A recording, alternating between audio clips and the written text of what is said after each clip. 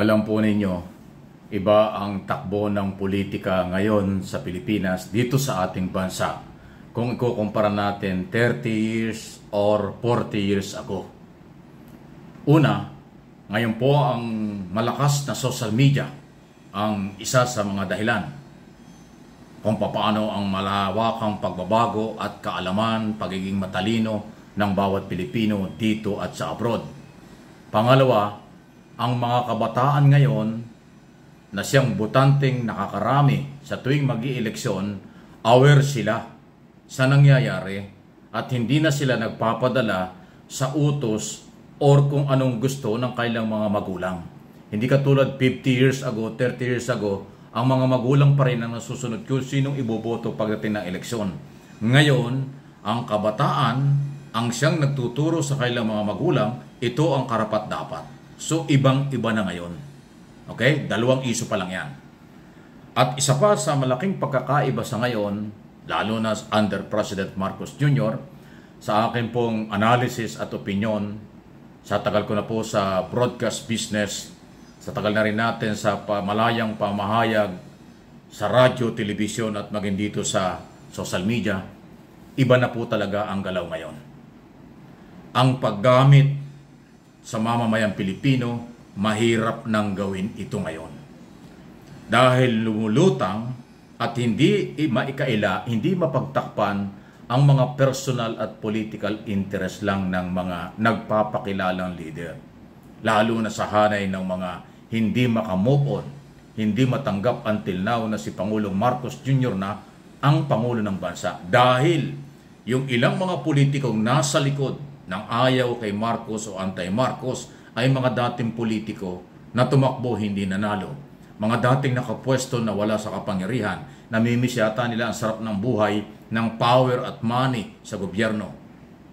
Kaya sila yung atat na linlangin ang mga Pilipino para maniwala sa kanila at sumama para pabagsakin ang ating gobyerno ngayon.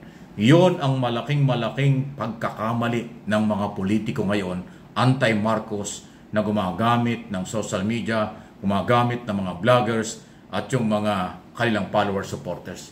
Kaya hindi sila dumadami kasi marami ng matitinong Pilipino, marami ng Pilipinong sawa na sa pamumulitika at mga batikos lamang. Mas gusto ng mga Pilipino tulungan si Pangulong Marcos, tulungan ang ating gobyerno.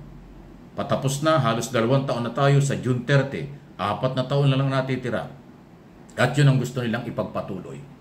Itong mga kilalang Duterte supporters at mga politikong hindi ko alam kung anong layo nila, kung hindi interest lang, ang siyong nanghihikayat sa mga sibilyan na sila'y samahan. Pero hirap na hirap sila. Alam nyo kung bakit umabot na sa ganyang klaseng panawagan na sila'y suporta ng taong bayan? Kasi naubos na yung mga issue na kailang ibinatikos sa gobyerno sa loob ng 2 taon na hindi kinagat ng taong bayan. Kaya ngayon, nililin lang nila ang taong bayan, isinasali yung mataas na presyo ng bilihin. Na ang presyo ng bilihin o inflation, problema ito sa buong mundo. Hindi ito problema ng Pilipino lang o sa Pilipinas lang. Mataas na fuel, ganon din. Kahirapan, hindi lang sa Pilipinas mahirap ang tao. So yung kahinaan, kahirapan, mataas na bilihin, yan ang ginagamit ngayon ng mga anti-Marcos para mahikayat nila. Kaya kayo na nagagamit o nagpapagamit, huwag kayong mananiwala sa ganyan. Gagamitin lang kayo, pero pag sila'y nasa pwesto na, kakalimutan din kayo. Unang-una, itong nanghihikayat ng pagpapalit ng gobyerno at ginagamit ng kahirapan. 6 na taon na sila'y naghawak ng kapangyarihan, ba't hindi nila napaganda ang buhay ng Pilipino? Tapos ngayong kabata-bata pa, halos 2 taon pa lang ang Marcos administration, hinahanapan nila at sinisising bakit mahirap. O anong ginawa nitong mga nakaraang gobyerno, nakaraang Pangulo? Bakit hindi nila natugunan ng kahirapan? Problema sa illegal drugs, problema sa kahirapan, problema sa inflation, wala naman silang ginawa. At ngayon nga, ongoing ang investigation sa Kongreso at nakikita ron ang maraming pagkukulang, pagkakamali. Pero napakalaking pera, mga bilyon-bilyon ang pinag-uusapang nagastos. Yan ang totoo. At alam yan ng taong bayan. Ang aking channel, Mike Abe Opinions at MA Pinoy TV, itong channel na ito, hindi tayo titigil ang paghahayag ng katotohanan. napapabor sa majority. Hindi tayo sasama at magpapagamit sa iilang grupo na ang layunin ay maghawak ng kapangyarihan.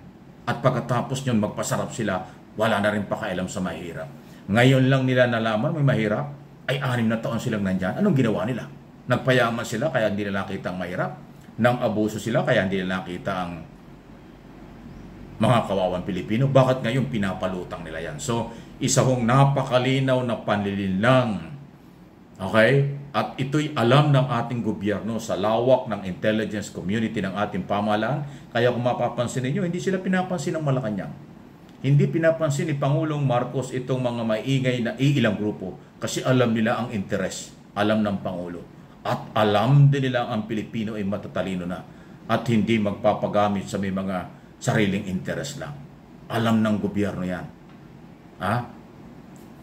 Dahil si Pangulong Marcos, dating governor, dating vice governor, naging congressman, naging senador, o di ba? So alam niya ang level at ang takbo ng pamahalaan, ngayon presidente na. Kaya yung paggamit ng lokal, paggamit ng mahirap, pagwawala ng iilan dyan, alam na alam niya ng Malacanang at ng Pangulo kung anong laro. Kaya hindi sila kayo pinapansin. Kaya ngayon, hindi na malaman ng mga DDS, yung mga supporters ng mga Duterte, kay Buloy, Alvarez at iba pa dyan sa Davao, kung anong gagawin kasi naubos na yung kanilang mga issue, effect sa mga Pilipino. At ngayon, under investigation pa sa mga posibleng human rights violation, graft in corruption, illegal drugs sa ating bansa na hindi naman pala pinagtagumpayan. Pero, libo-libo ang mga nawalang buhay. Ayon kay Atty. Jokno, 20,000, 2016 hanggang 27, isang taon lang, 20,300 on record sa Committee on Human Rights yan. Sabi ng gobyerno, 6 to 7,000 lang, pala doble, halos na triple. O saan tayo maniniwala ngayon? So yung ingay ngayon, nitong mga iilang grupong ito, siguro gusto nilang pagtakpan yung series ng mga public hearings sa Kongreso na lumalabas ang katotohanan kung ano ang nangyari nitong nakalipas na administrasyon. Yun ang hindi nila matanggap, nahuhukay na sila ngayon.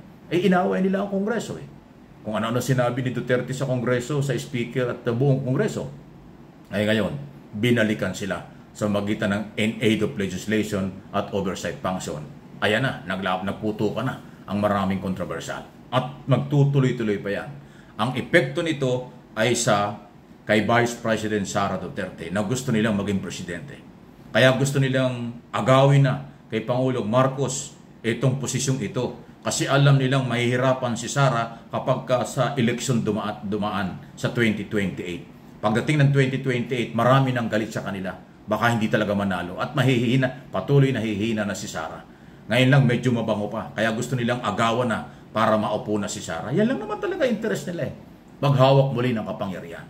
Ang problema kakaunti sila. Dahil yung lehitimong oposisyon na matagal ko na sinasabi, Liberal Party, Piklawan, Dilawan, on record sa COMELEC na silang oposisyon, hindi sila sinasamahan. Sa halip ang grupong ito kay Pangulong Marcos naniniwala. Kaya alat talaga.